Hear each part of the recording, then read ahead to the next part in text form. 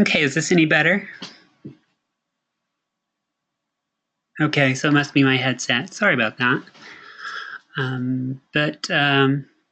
Yeah, just to get back on track. Yeah, feedback on the mood boards will be back to you tomorrow, and then we'll move forward from there. I know I have a Photoshop practice that I need to get back to you on as well. So look for that in the next day or two as well. Did you have any questions or any concerns that I could address now before we get into the final material?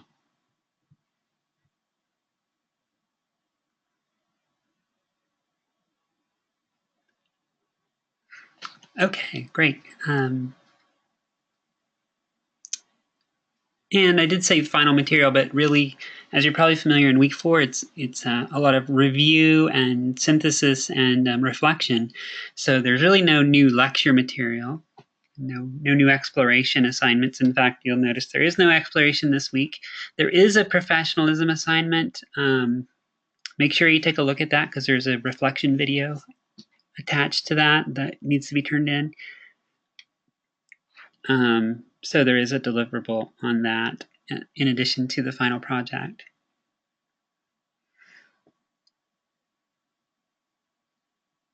So really just as a review, kind of a review of the previous weeks, this mood board project is really it's culminating in this design project. And if you remember the diagram I showed, I wish I had it on this slide, but in week 1 where your Photoshop practices and your explorations come together in this last assignment, to where you're applying your Photoshop skills in order to demonstrate your understanding of the aesthetics principles and showcasing the design that you've been planning all along.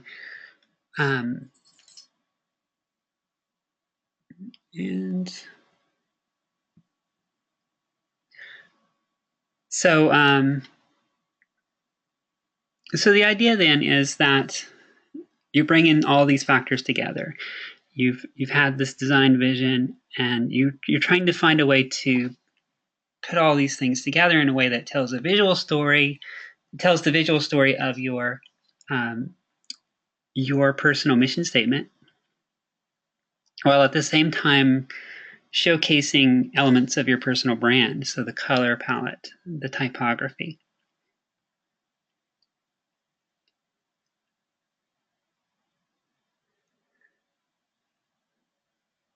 And this is the example I use that I've been showing. I've actually collected a few additional ones more recently, but this one really shows how this stuff all comes together. And there's a couple of additional examples I'll show afterwards. But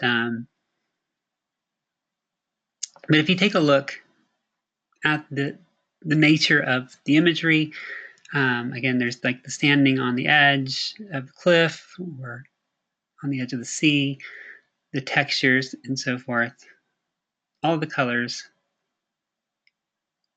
and typefaces. This is how that came together.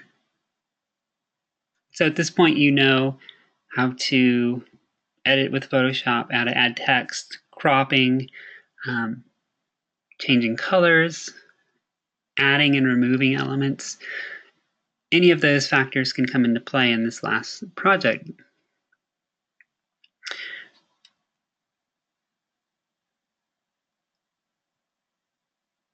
What I'll be looking for you to do is to demonstrate visual storytelling. Use your brand colors in some way. So typically for branding, you'll see that represented in the logos, in the color of the fonts, even in graphic elements.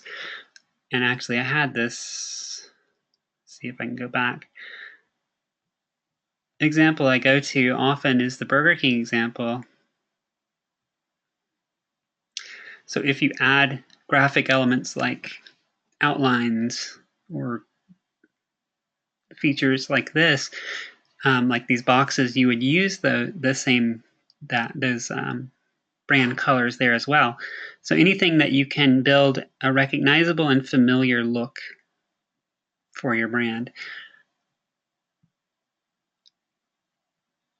Employ those typefaces, pair them in a visually contrasting way. So you see the way she's done her design here. She has the 2 different styles, the script typeface used for the smaller details, whereas the more blocky sans serif typeface is used for her titles. That's a little different than what we would normally do because usually you don't want to use too much text in that script style because it can become hard to read. But using it for small titles in this manner, that's okay, since it doesn't get too dense.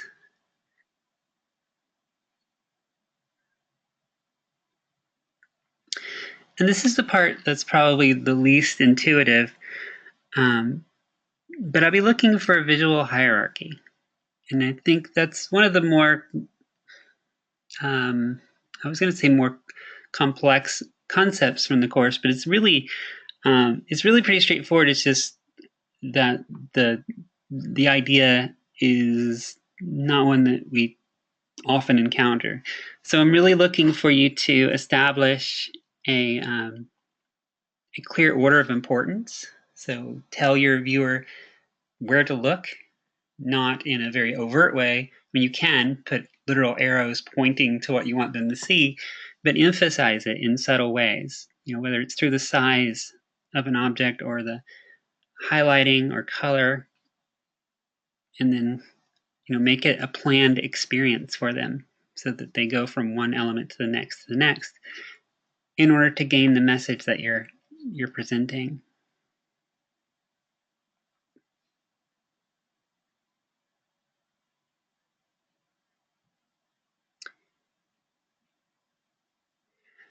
Another question that I often get about this assignment is what's required in terms of Photoshop? And the answer is nothing specific is required as far as Photoshop is concerned. I want you to make an effective design with visual hierarchy and storytelling, employing your brand. Aside from that, do what you have to do with Photoshop to achieve that. You have the basic techniques down at this point through the practice activities. So use those as you see fit. I want to see some editing done. So even if it's just cropping the image to change the focus, to focus tighter in on a particular object or person, you can composite images by adding, like we did with the traveling ducks, adding something into a new setting or adding a person into a new background.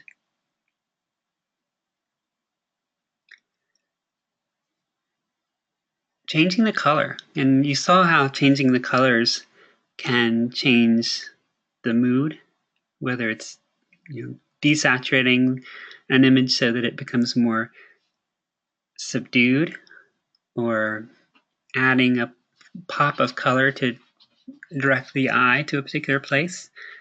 That's something you can do now. Make use of that technique, in effective ways and strategic ways.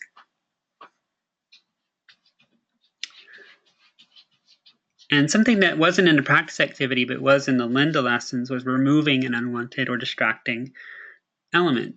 So, making something go away in the photo.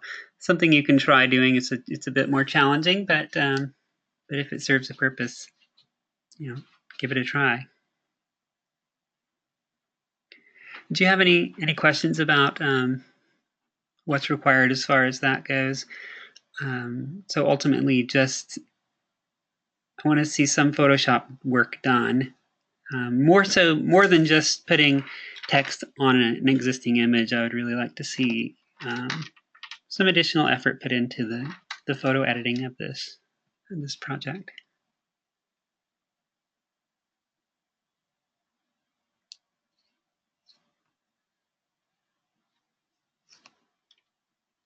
Oh, yeah, that's great. Just seeing your comment there about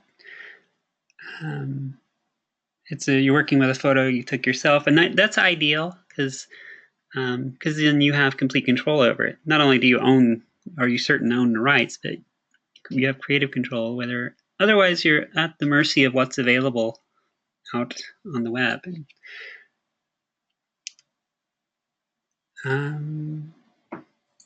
Yeah, and that way you can plan the color scheme as well, and you don't not as dependent on color correction. Okay, so you do your own photography, which is very convenient in this instance.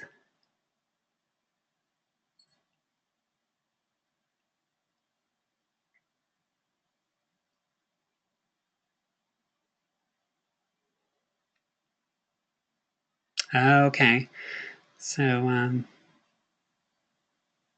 yeah, and that's okay. I mean, ideally, you don't want to base your brand colors on a particular image unless that image is integral to your brand's identity.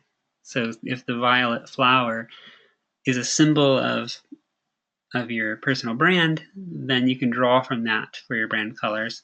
And just as a reminder, those colors, that color palette is not, you're not limited to those colors for your image. That's brand colors, so that would play a part in your text, your logos, and so on. But a photograph is going to have a lot of color, probably. That's going to go way beyond the 2 or 3 colors that are in your palette.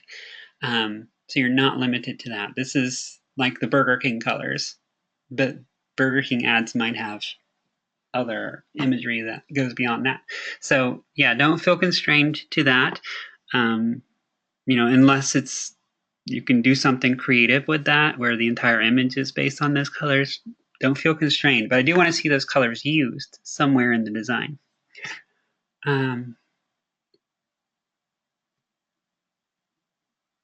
Okay, yeah, great.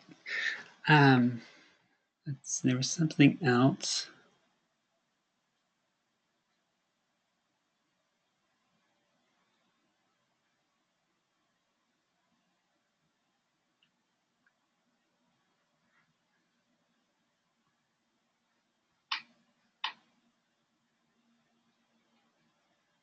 Okay. No, I had a thought, but it's not coming back to me right now.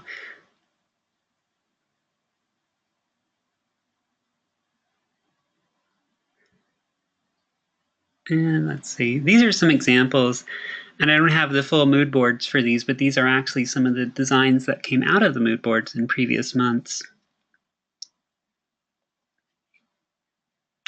So maybe seeing some of these will help set get an idea of kind of where this is going, what I'm looking for. These are all pretty exceptional examples, so don't feel intimidated. That goes out to everyone in the class. If this looks like it's beyond where you're at with Photoshop right now, in some cases, but just to give an idea of what you can do with this. In this case, she used only, the photograph only played a very small part. And this is actually ties in because in this case, the brand colors do take up most of the design.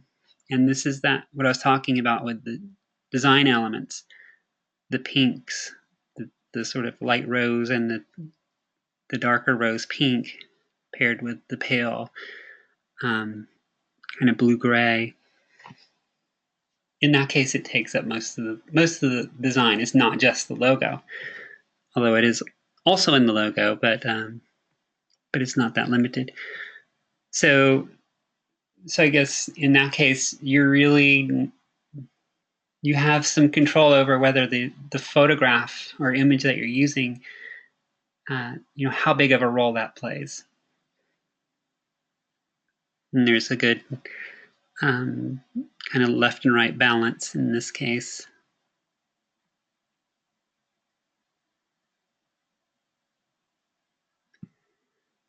And this is another one where the colors were really integrated into the image. So it's kind of contradicting what I had just said, but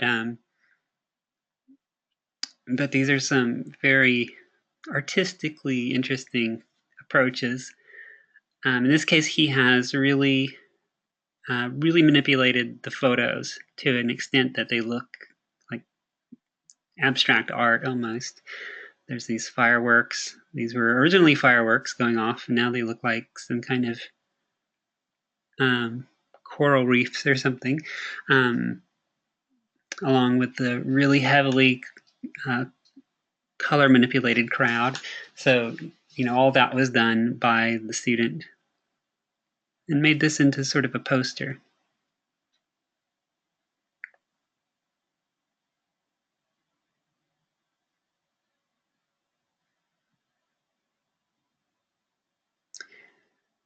this one will probably be more along the lines of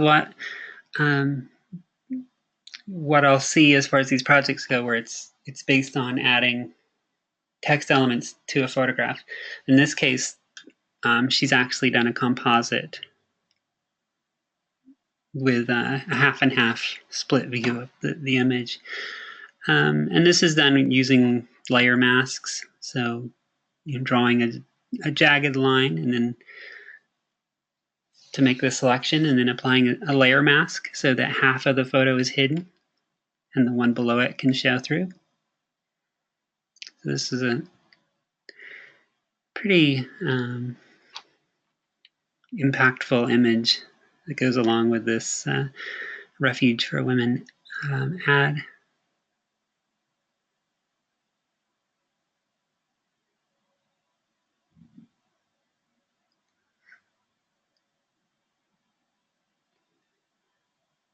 And in this case, he's really played around with some of the filters, made this into sort of I think that's using the posterize filter under the filters menu and just making it really stylized to where the hand in the rose is taking all the color out and replaced it with that. The really good contrasting complementary colors of the red and blue.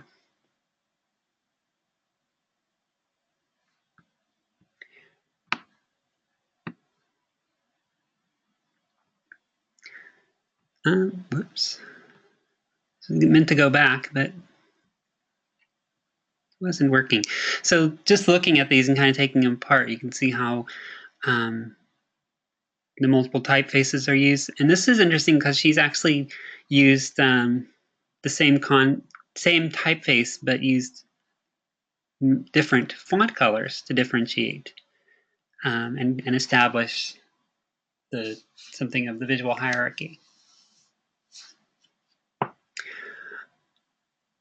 One thing that you want to look out for is making the text, the way the text reads, a little bit counterintuitive. Like in this case, this is not linear. It doesn't say stop, you are not what they say. They say you are media influence. It's stop media influence.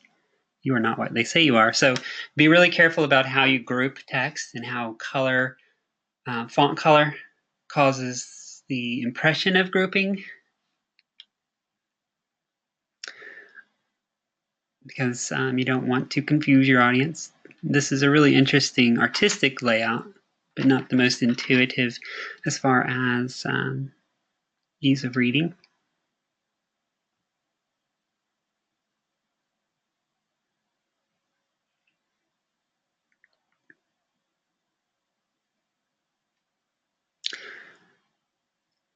And in this case, the kind of minimalist use of the text works pretty well. It worked out to be an interesting look. But in general, I'd encourage you to think about how you can make your text an integral part of the design. It's sometimes treated as an afterthought, like it's just kind of tacked onto the image.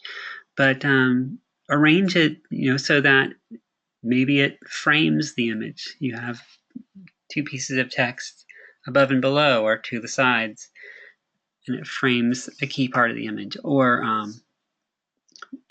integrates with the lines in the image in some way that directs attention. Think about how that text is a part of the image, not in a part of the design, and plays a part in the visual hierarchy as well. So do you want to emphasize the title, or do you want to emphasize what's in the picture? Or is there a third element that's more important to the initial impression?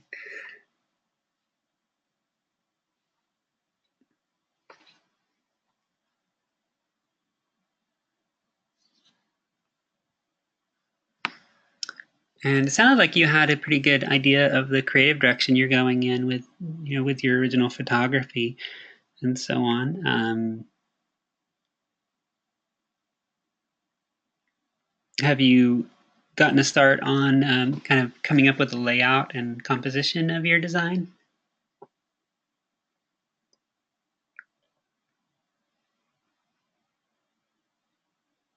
Okay. Very good. Good. Oh, good. Yeah, that's good. Kind of the inspiration hits you at any time, but great that you're getting an early start on that.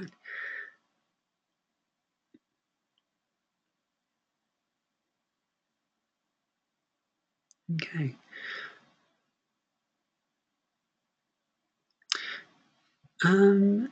Yeah. And that's, we've been doing the planning in stages, but now that you're down here actually in the moment of design, finding that message um, can prove to be tricky when you're actually looking at it, because you know what you want to say, but then finding the right tagline and catchphrases or slogans and so forth is tricky. And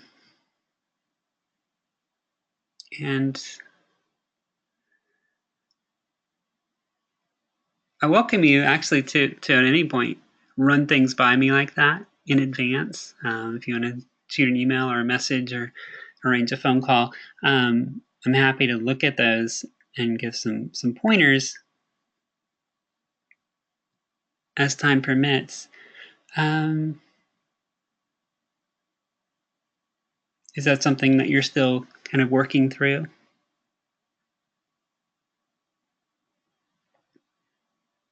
Okay.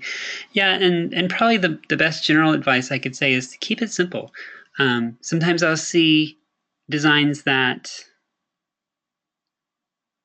have where I can see that the student was juggling a few ideas and tried to work them all in as far as slogans go. So you'll see like two separate kind of related but not directly connected slogans included.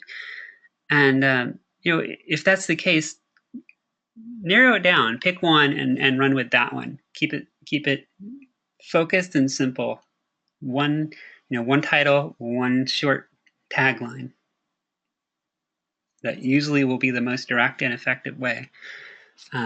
Sometimes, and I'm thinking of the example from a few weeks back where there was the picture of the dad holding his son, and it said, "I wish my son had cancer," and that was really kind of startling and attention getting, and then it went into more detail. So cases like that where you have a story that you want to convey or a message that requires more detail, you can go into more detail in that situation. But really consider what it's called for. Convey your message and your emotion in the simplest terms. Yeah, and this to clarify that the "I wish my son had cancer" message was because the the the idea was the child had a very rare medical condition that was so uncommon that it hadn't really been researched. Whereas if he was diagnosed with cancer, they would know what to do. They would know the treatment. So that was the idea. But just that's the example that came to mind, that you can't drop that kind of bomb on an audience and then not explain it. And so they did. They had the story.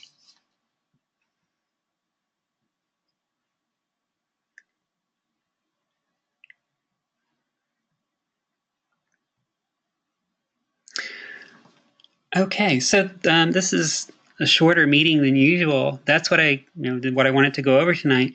But I'm free for the remainder of the time. If you had any questions or if there was anything you would like me to go over as far as Photoshop or any of the assignments as well.